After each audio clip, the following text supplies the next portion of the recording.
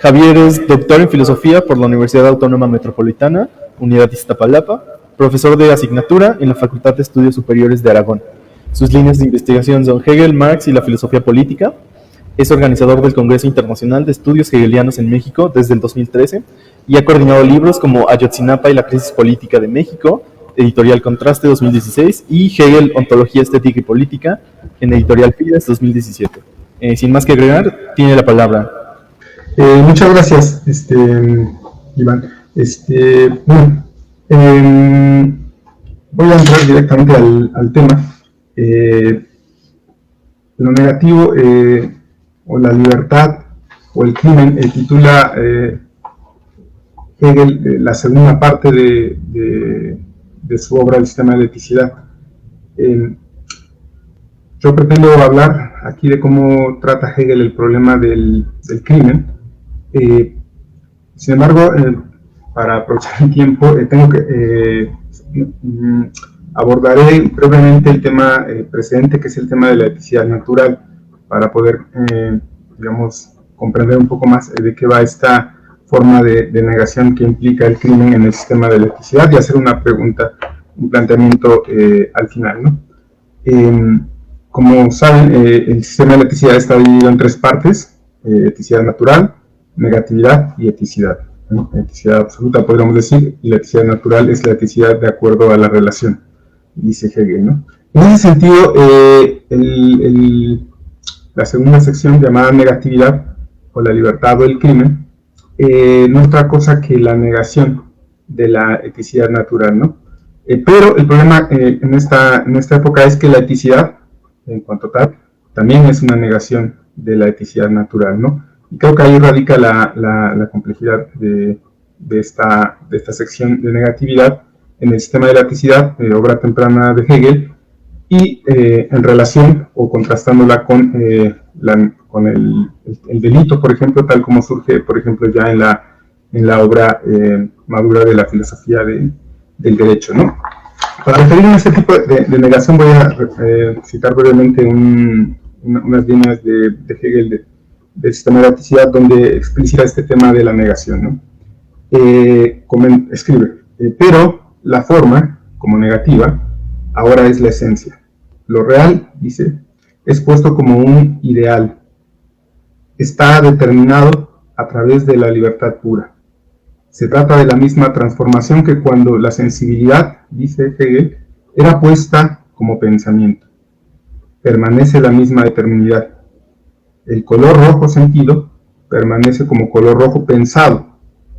Pero, dice, lo pensado es al mismo tiempo determinado como un negativo aniquilado, superado. La libertad de la inteligencia ha elevado al universal la determinidad de la sensación del color rojo.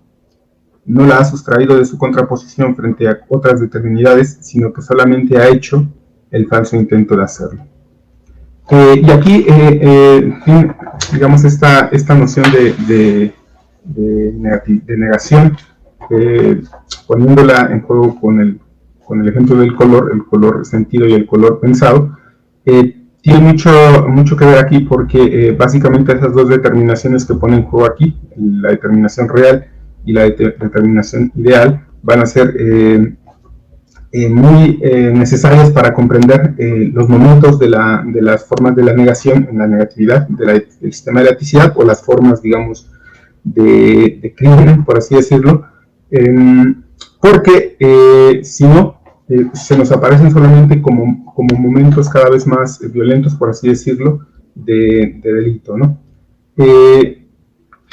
¿Cómo ubicar entonces este tema de lo ideal y lo real? Porque Hegel aquí en esta parte que he citado solamente explicita que la negación va a negar lo real, y la eticidad como tal va a negar lo ideal, en el sentido de que el primero va a negar todas las determinaciones de las personas y de las relaciones éticas naturales, y la eticidad solamente va a negar, digamos, las pretensiones de autosubsistencia de los individuos, ¿no? Creo que en ese sentido se comprende que la negatividad del crimen en particular va a ser negatividad sobre la eticidad natural. Ahora, la eticidad natural tiene muchos momentos, ¿no? Aquí podría seguir a Carlos Rendon, que en un texto en su libro sobre el reconocimiento en el joven Hegel, nos recuerda que básicamente hay dos formas de reconocimiento de la eticidad natural. Y para decirlo brevemente, esos dos momentos son básicamente el de la posesión y el de la vida, ¿no? La posesión y no propiedad, eso es importante resaltarlo, porque ambos momentos, posesión y vida, son momentos de reconocimiento, pero un reconocimiento peculiar porque es un reconocimiento que se da en el ámbito familiar. Yo voy a retener estos dos, digamos, momentos éticos de reconocimiento, posesión y vida, porque esos van a reaparecer después en las formas de la negación.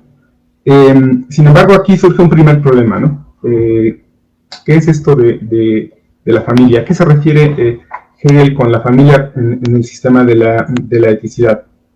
Creo que acá es importante reconocer la influencia aristotélica. Son muchos los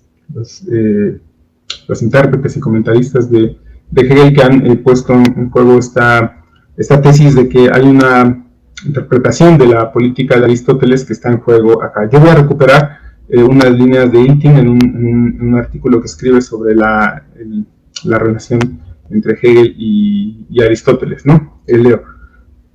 Debe considerarse, dice Ilting, en primer lugar, en la primera parte del sistema de la eticidad, que trata de la eticidad natural y que corresponde, dice él, a la oikonomía aristotélica en el primer libro de la política, en el libro primero. Continúa Ilting. La tarea de esta parte, en el contexto del sistema, es mostrar en cada caso cómo, a partir de la condicionalidad originaria, todavía totalmente natural, del hombre, surge esa variedad de actividades y formas de comunidad, de asociación, que se completa en la comunidad política de la polis, ¿no? Este punto de vista, sigue Ilting, sistemático, contiene la unidad interna y la selección de los temas tratados, ¿no? Y bueno, hace un recuento de los temas de la eticidad natural.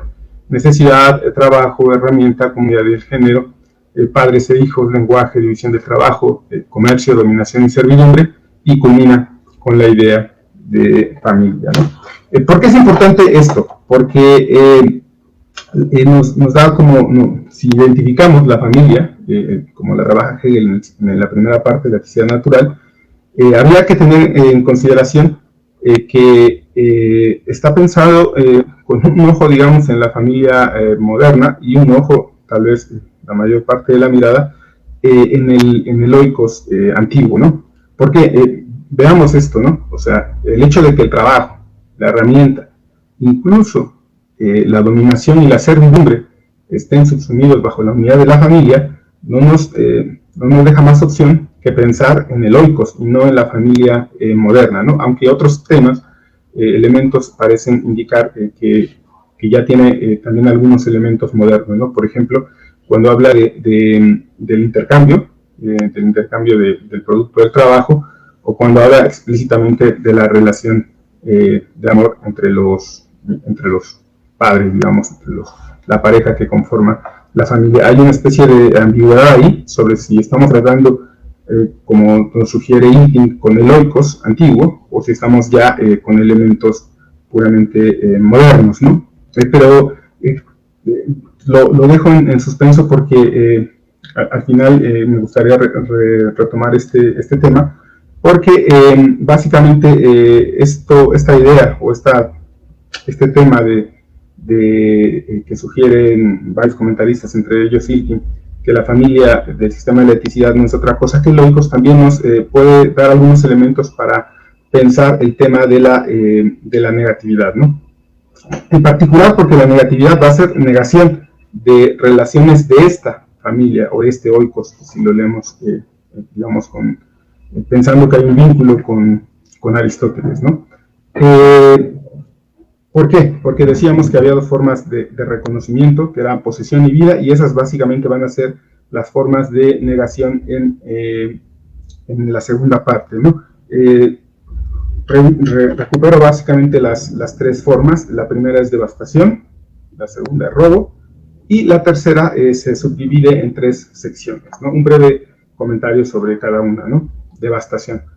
Habíamos dicho que la idea que introduce Hegel de que se niega lo real y lo ideal, que aquí habría una, en la parte de la libertad o el crimen, habría una, ¿cómo decirlo? Habría nos centraríamos, digamos, en el aspecto real. Tal vez habría que matizarlo, porque va a haber momentos de idealidad, digamos, en la negación, pero básicamente su objeto es las relaciones que se constituyeron en la eticidad natural o en la familia como oikos, ¿no?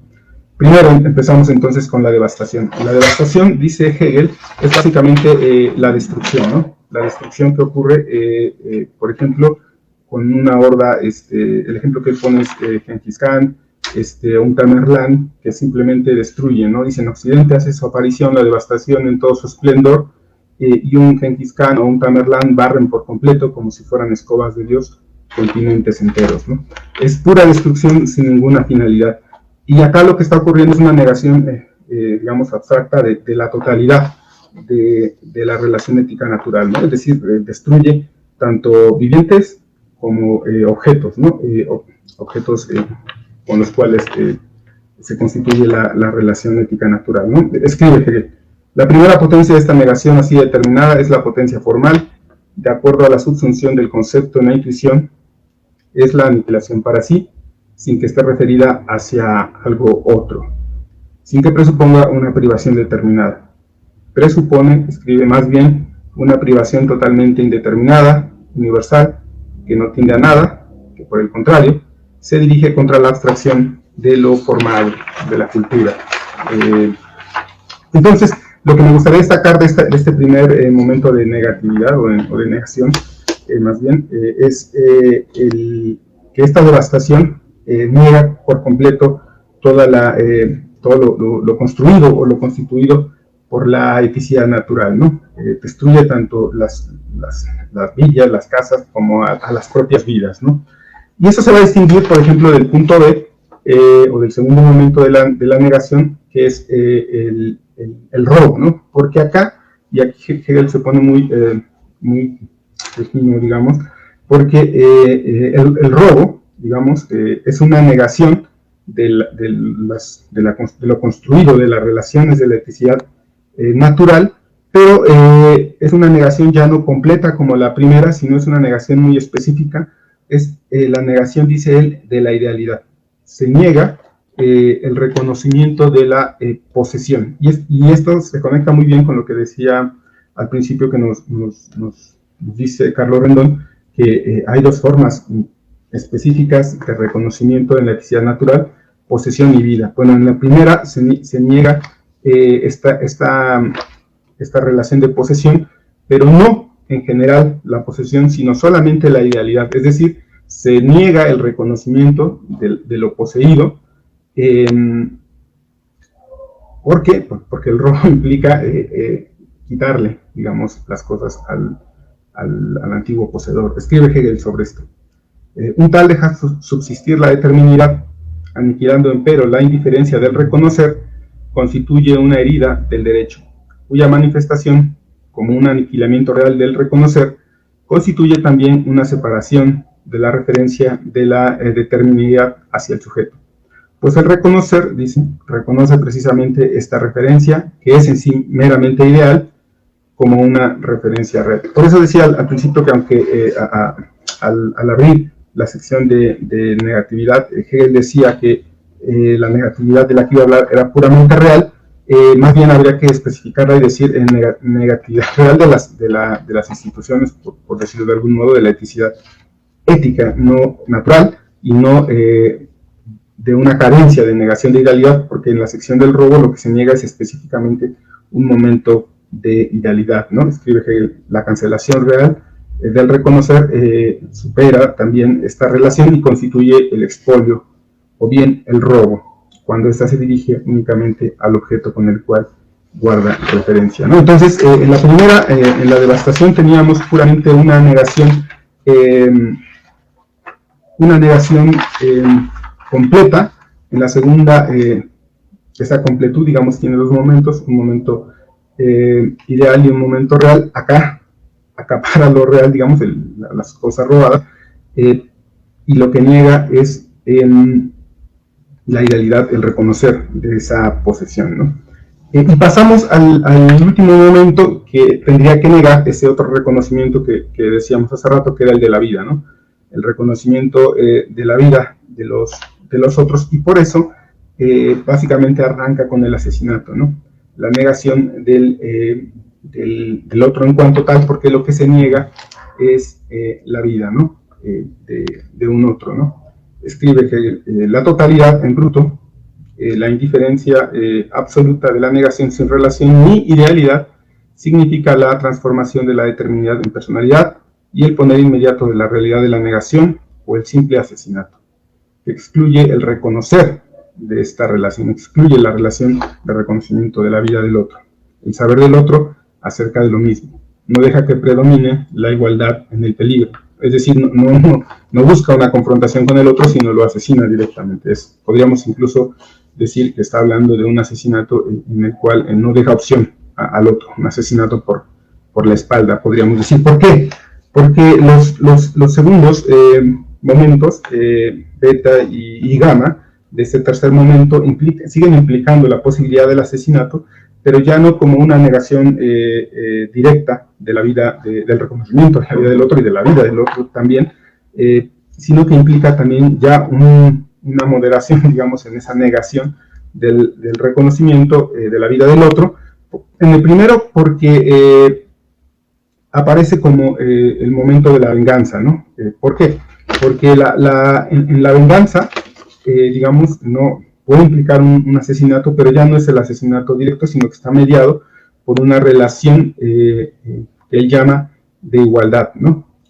Leo brevemente, ¿no? La segunda potencia tiene que ser la indiferencia formal, según la cual el subsumir y la inversión son conformes, a la ley de la igualdad, pero de tal manera que esta igualdad, en tanto que forma como conciencia, se cierne sobre la oposición de los individuos, no siendo una conciencia ni un reconocimiento de los mismos.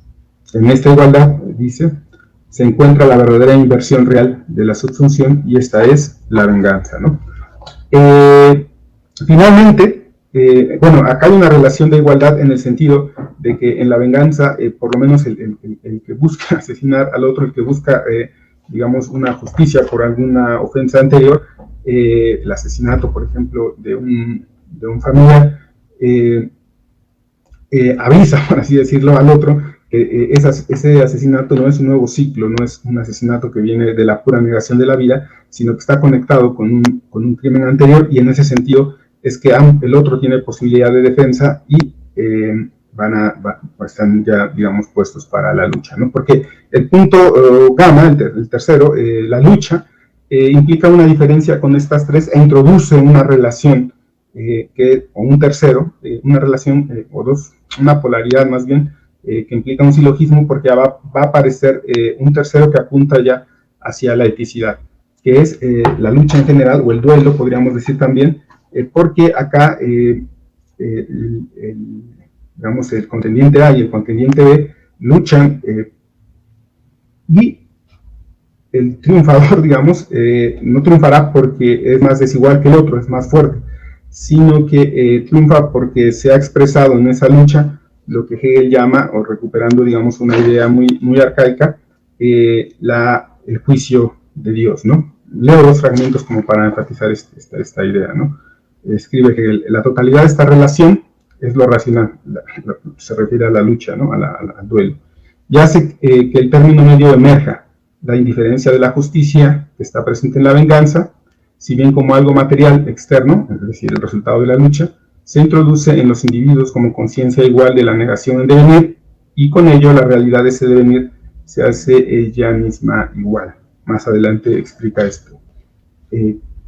Con ello, o sea, con la lucha, el duelo, al mismo tiempo queda inmediatamente establecido el término medio, a saber, se establece de un modo negativo la supresión de la prevalencia, inconsciencia de una parte, y la igualdad del peligro para ambas partes, la lucha. Para la relación, la diferencia, cuando existe igualdad totalmente exterior, reside en el interior. De ahí, y esa es la parte que quería enfatizar, que el combate sea un juicio de Dios. Solo una de las partes se defiende mientras que la otra ataca al mismo tiempo, etc. ¿Por qué rescato esta idea de juicio de Dios? Porque la idea de juicio de Dios, es una idea arcaica, ¿no? En el sentido de que ocurre en un momento histórico, digamos, en el que no existe todavía el Estado tal cual, un ámbito político propiamente constituido, sino que estas búsquedas de justicia ocurren más bien como disputa entre miembros de distintas familias, distintos oikos, o por ejemplo en la Grecia arcaica, en la forma de gens más antiguas, ¿no? Perdón, sí, más antiguas, ¿no? ¿Por qué? Porque esto digamos, en términos lógicos, digamos, coincide plenamente con el momento que estamos tratando, porque la negación, las formas de la negación que estamos tratando son formas de la negación de la eticidad natural, y eso lo distingue por completo de la filosofía del derecho, donde, por ejemplo, el ilícito y sus formas más desarrolladas que terminan en el crimen también, ya se dan en un contexto de relaciones de derecho abstractas, pero ya relaciones de derecho constituidas, ¿no? Y esto recuperamos la tesis que decíamos hace un momento de Eyting, porque si la tesis de Eyting es verdadera, la negación o el crimen serían la ruptura no de la eticidad dentro ya de un ámbito, digamos, con derecho constituido, con un Estado, con una polis ya constituida, sino de la ruptura de las instituciones de la eticidad natural como enfrentamiento interfamiliar, ¿no? O enfrentamiento de momentos totalizados de la eticidad natural. La venganza también, recordemos, es la venganza en el ámbito intrafamiliar, por así decirlo, o entre oikos, digamos, en la antigüedad. En términos, digamos, de las nociones de justicia moderna, sería algo así como el pasaje de Temis a Dike, Temis como la justicia intratribal, digamos, que ocurre al interior del genos, a la Dike como forma de justicia intrafamiliar o entre gens, ¿no? Y esto es importante por dos razones, ¿no? O es pertinente hacerse la pregunta por dos razones. Porque esta indeterminación que decíamos que existe en esta obra temprana de Hegel, en el sistema de la eticidad de elementos antiguos y modernos, puede resultar útil, ¿no? Porque la pregunta explícitamente formulada sería esta, ¿no? ¿Por qué Hegel mezcla elementos antiguos y elementos modernos, ¿no? Elementos antiguos, por ejemplo, el tema de la relación de servidumbre, no sé si sería medieval, ¿no? El señorío y servidumbre, que están referidos al interior de la eticidad natural, pero también introduce elementos ya de economía moderna, ¿no? Ya introduce, por ejemplo, el concepto de valor, introduce también la idea de contrato y la idea de personalidad abstracta, ¿no? Están ahí presentes. Una posible respuesta podría decir que hay una recuperación de la antigüedad para ensamblarla, digamos, dentro de esta idea sistemática temprana, como una forma en la que las instituciones públicas, políticas, se constituyen.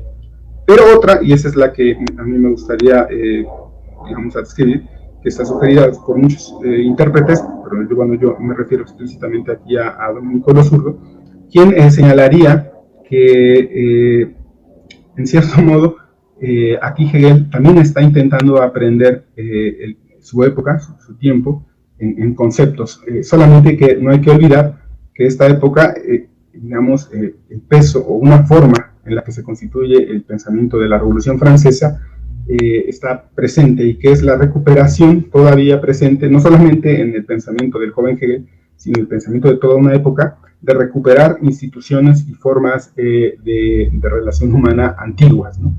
En ese sentido, esta indeterminación de introducir temas modernos y antiguos no sería como una falta de ¿cómo decirlo?, de homogeneidad teórica, sino más bien sería la propia indeterminación de la época, que todavía busca reintroducir elementos antiguos, ¿no? Bueno, eso es lo que me gustaría presentar ante ustedes. Gracias.